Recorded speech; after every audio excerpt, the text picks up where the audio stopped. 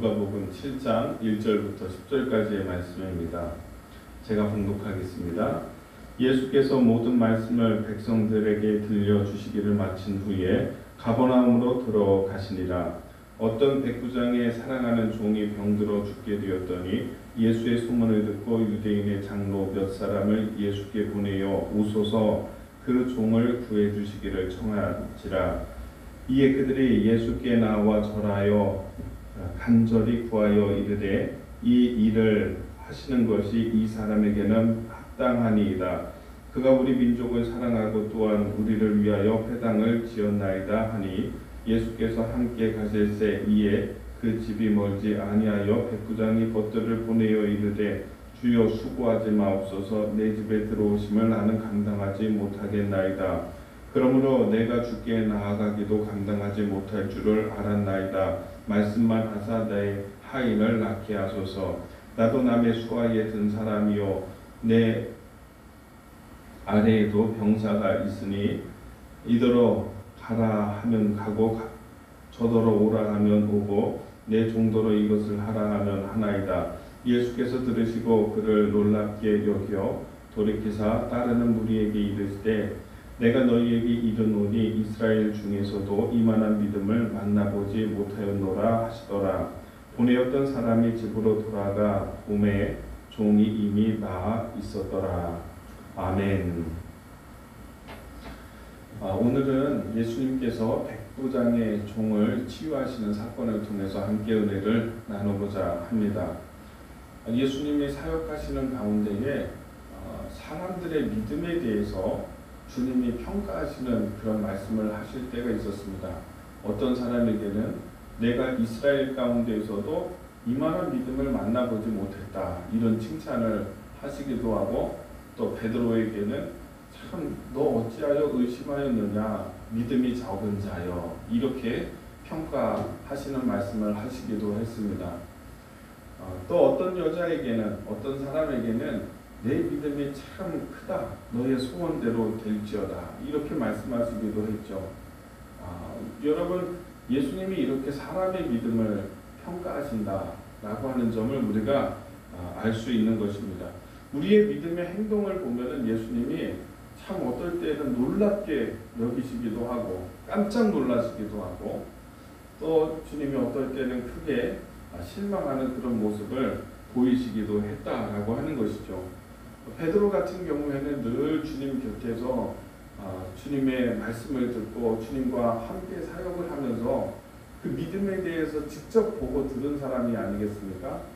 그러나 그가 물 가운데에 무리를 걷다가 예수님을 똑바로 바라봤을 때는 무리를 걸어갈 수 있었는데 의심하는 순간에 풍랑을 보고 세찬 바람이 와서 피부에 부딪히고 그리고 그 세찬 바람이 불 때 파도가 불 때 칠 때에 그 뺨을 파도가 팍 치는 순간에 현실로 돌아와서 예수님을 의심하고 상황을 의심하고 물에 빠져버리게 되었을 때 예수님이 건져주시면서 하신 말씀이 믿음이 적은 자요 이렇게 예수님께서 표현을 하셨습니다. 우리의 믿음에 대해서 예수님은 어떤 평가를 하실까요? 어떤 말씀을 하실까요? 믿음이 적은 자요 왜 의심하였느냐 이런 말씀을 하실까요? 내가 이스라엘 가운데에서도 이만한 믿음을 본 적이 없다 이렇게 놀라면서 긍정적인 그런 평가를 하실까요? 우리가 오늘 기도하는 가운데 말씀을 묵상하는 가운데 주님은 나에게 뭐라고 말씀하실까 한번 생각해 볼 수 있는 그런 시간이 되기를 바랍니다. 백부장이 있었습니다. 이 백부장은 전쟁하는 사람이죠. 군사이죠. 이 백부장의 종이 사랑하는 종이 병들었다. 2절의 말씀에 어떤 백부장의 사랑하는 종이 병들어 죽게 되었더니 3절에 예수의 소문을 듣고 유대인의 장로 몇 사람을 예수께 보내어 오셔서 그 종을 구해주시기를 청한지라 이렇게 되어 있죠. 3절 첫 부분에 예수의 소문을 들었다 이렇게 되어 있어요. 예수님에 대한 소문을 들은 것입니다. 그분이 중풍병도 고쳤고 그분이 문둥병도 고쳤고 손 마른 자도 고쳤고 귀신을 쫓아내시고 또 지금까지 없었던 말씀으로 하나님의 말씀으로 백성들을 가르치시고 이렇게 예수님에 대한 소문을 들으면서 그에게 생긴 것이 바로 믿음이었다는 것입니다. 지난번에도 말씀을 드렸지만은 여기서 믿음의 메커니즘을 우리가 보게 되는데 그것은 무엇을 뜻합니까? 네, 믿음은 들음에서 난다는 것이죠. 로마서의 말씀처럼 믿음은 들음에서 나나니 이렇게 말씀하시는데 우리가 예수님에 대한 소문을 듣기만 해도 예수님은 이런 분이래, 예수님이 이런 일을 행하셨대, 사람들이 하는 그런 소문을 듣기만 해도 그 안에서 믿음이 생기는 것입니다. 여러분, 예수님에 대한 소문을 듣기만 해도 우리 안에 믿음이 생긴다. 말씀을 들을 때에 예수님에 대한 말씀을 듣고 하나님에 대한 말씀을 들을 때에 우리 안에서 소문이 생기는 것이죠. 믿음이 생기는 것이죠. 그리고 그 믿음으로 예수님 앞에 나아가게 될 때, 기도하게 될 때 하나님의 귀한 응답을 우리가 받게 되는 것입니다.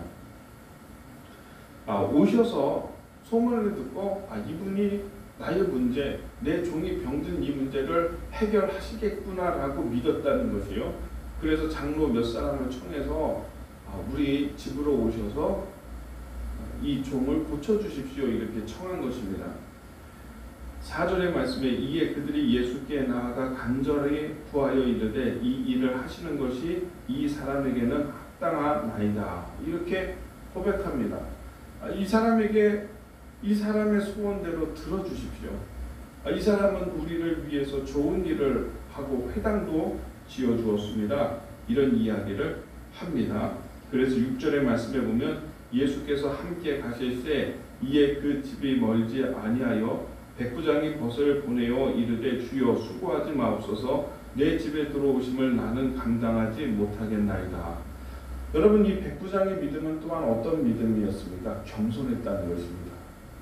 지극히 자기의 작음을 알고 예수님의 크심을 아는 그런 믿음을 가지고 있었던 거예요.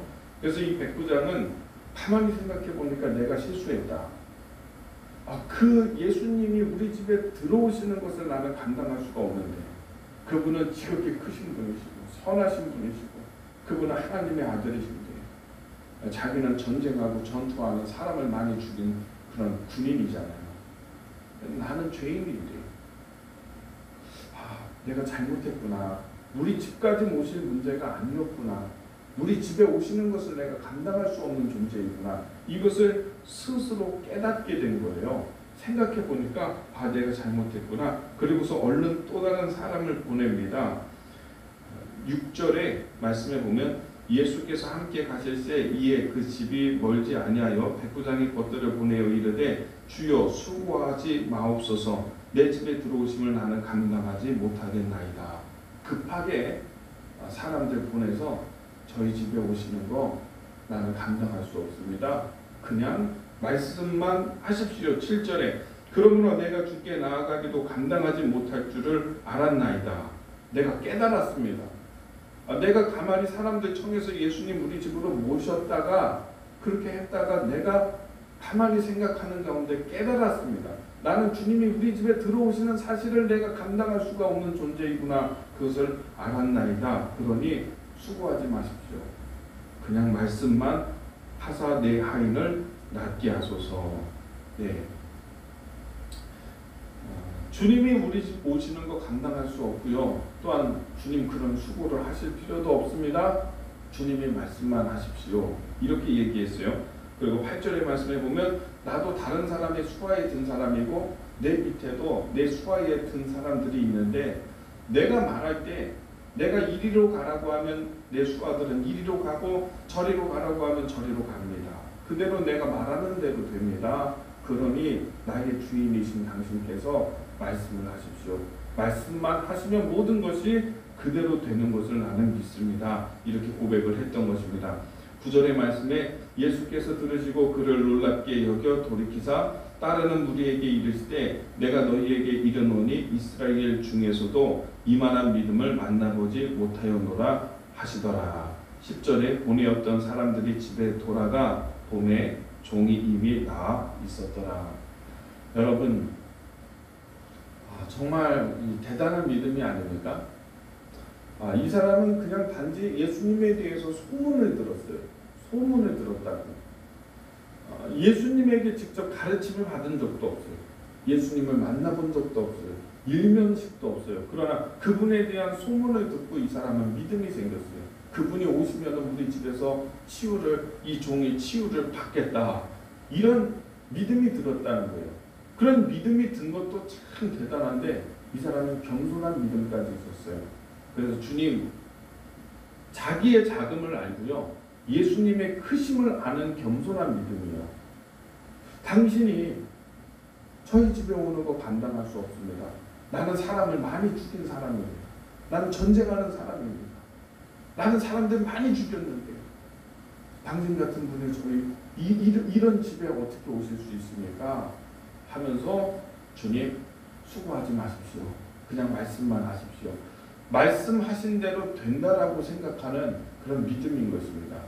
예수님의 말씀이면 충분합니다. 당신이 그냥 말씀만 하십시오. 여러분, 정확한 믿음이죠. 정말 예수님의 말씀, 하나님 아버지 입에서 나오는 말씀만 계시면 그 말씀대로 된다라고 하는 분명한 믿음을 여러분도 갖게 되기를 주님의 이름으로 축복합니다. 예수님의 입에서 나오는 말씀만 있으면요, 그 말씀대로 되는 거예요. 그래서 주님, 우리가 기도할 때요, 하나님 말씀해 주세요. 지금 나의 상황은 참 너무나도 힘이 들고 방법이 없고 대안이 없고 지금 나는 이런 처지 가운데 있는데 솟아날 구멍이 없는데 도무지 방법이 없는데 주님, 그러나 당신이 말씀만 해주십시오. 풀릴지어다 혹은 회복될지어다 혹은 예수님의 입에서 나오는 어떠한 말씀이라도 그 말씀대로 될 테니까 주님, 내 삶을 향해서 말씀 좀 해주세요. 간구할 수 있는 기도가 되었으면 좋겠습니다. 지금의 상황은 지금 이런 상황이지만 내가 어떻게 해볼 수 없는 상황이지만 불가능하지만 그러나 당신의 말씀만 있으면 그 말씀 한마디만 있으면 내가 해결될 것을 믿습니다. 하나님의 영광을 보게 될 것을 나는 믿습니다. 이렇게 믿는 이 백부장의 믿음이 오늘 기도하는 동안에 여러분에게 넘쳐나게 되기를 주님의 이름으로 축복합니다. 그렇습니다. 말씀이 있으면 되는 겁니다. 저는 오늘 특별히 기도할 때 말씀을 구하는 기도가 되었으면 좋겠어요. 당신 입에서 나오는 한마디의 말씀만 있어도 나의 문제는 다 해결되는 것을 믿습니다. 이렇게 간구하고 기도할 수 있는 여러분의 기도의 시간이 되기를 주님의 이름으로 축복합니다. 기도하겠습니다.